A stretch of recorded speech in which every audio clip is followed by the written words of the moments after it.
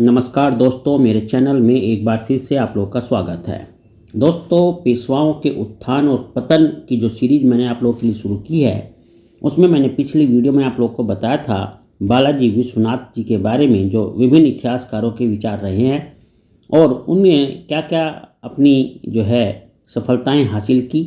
वे सारी बातें मैंने आप लोगों को अपनी विभिन्न वीडियो में बताई है, जिसका आप लोगों ने बहुत अच्छा रिस्पॉन्स किया है। इसके लिए मैं आपका तहे दिल से धन्यवाद करता हूं। मुझसे जुड़े रहने के लिए आप लोगों का सचमुच बहुत बहुत धन्यवाद। दोस्तों, आज मैं बात करूंगा बाजीराव की। बाजीराव का जो कार्यकाल रहा वो 1720 से लेकर 1740 ईस्वी तक रहा है। तो इस बारे में मैं पूरी इन्फॉर्मेशन आपको दूंगा। आप जुड़े रहना और अंत तक जरूर देखना, क्योंकि बहुत महत्वपूर्ण जानकारियां आपको हासिल इससे होने वाली हैं। तो चलिए मैं स्टार्ट करता हूं बाजीराव से संबंधित कुछ जानकारियां। जैसा मैंने बताया था कि बालाजी विश्वनाथ जी की जो मृत्यु हुई, उसकी मृत्यु के बाद उनका जो ज्येष्ठ पुत्र रहा बाजीराव शाहू, वो पेशवा बने। ध्यान देना, उनका ज्येष्ठ पुत्र बाजीराव शाहू पेशवा बने। उनकी नियुक्ति शाहू के सारे सरदारों और सलाहकारों के विरोध करने पर भी की गई। अधिकार पाने के समय बाजीराव लगभग 20 वर्ष का था। इस छोटी आयु होने के बावजूद भी जो बाजीराव रहे हैं, वो विशाल साधारण ज्ञान, तीव्र बुद्धि और बलवान शरीर का था। वह राजनीति और शासन कार्य में दक्ष था। वह सत्य रूप से इस महत्वपूर्ण निर्णय पर पहुंचा कि मुगल सत्ता का ह्रास हो रहा है और इस समय उससे सूबे छीनना संभव है। इस बात को ध्यान में रखते हुए बाजीराव ने यह ललकार दी कि यह समय आतताइतियों को हिंदुस्तान से बाहर करने का और अक्षय यश प्राप्त करने का उपयुक्त समय है।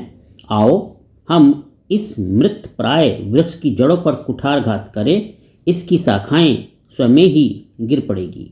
यदि हम अपने संघर्ष को हिंदुस्तान की ओर अग्रसर करें तो मराठा ध्वज कृपण से अटक कर फहराएगा। शाहू ने उसकी इस नीति का इन शब्दों में अनुमोदन किया कि तुम इस ध्वज को हिमालय के उस पार गाड़ो। तुम वास्तव में एक योग्य पिता के महान पुत्र हो। बालाजी ने राज्य की सेनाओं का संगठन कर 1731 में अपना मोर्चा जमाया। उसी वर्ष बहुत से प्रदेशों में मराठों का चौथ और स्वदेशमुखी का अधिकार सर्वमान्य हो गया। इस प्रकार से 1732 में मराठों की सेना ने मालवा को पदाक्रांत किया और 1737 में बुंदेलखंड विजय किया और इस प्रकार बाजीराव दिल्ली के द्वार पर आ गए। तो बाजीराव जो थे वो काफ़ी साहसी प्राणी रहे हैं। दक्कन में निज़ामुल मुल्क मुगल सम्राट की सहायता के लिए आगे बढ़ा, किंतु भोपाल के निकट उसे हार खानी पड़ी और औपचारिक रूप से मालवा और गुजरात हस्तांतरित करने पड़े। डॉक्टर दिघे के मतानुसार भोपाल विजय मराठों की सफलता अभियान का सर्वोच्च समय था। यानी ये जो भोपाल की विजय रही, ये उनके लिए सबसे महत्वपूर्ण विजय एक तरीके से ये इतिहासकार मानते हैं। मुसलमानों की संयुक्त सेना को भोपाल में हराकर पेशवाओं ने मराठों की सैनिक शक्ति को सारे भारतवर्ष में श्रेष्ठ सिद्ध कर दिया और इस प्रकार नई साम्राज्य शक्ति की आधारशिला रखी। निजामुल मुल्क ने बाजीराव को 50 लाख रुपया युद्ध की क्षति के रूप में देना स्वीकार किया। 1739 में पुर्तगालियों से बसिन का द्वीप छीन लिया। बाजीराव मराठा शक्ति की नींव दृढ़ करके 1740 में चल बसे। यानी इस प्रकार से जो बाजीराव रहे, उन्होंने मराठा शक्ति की नींव को काफ़ी मजबूत किया।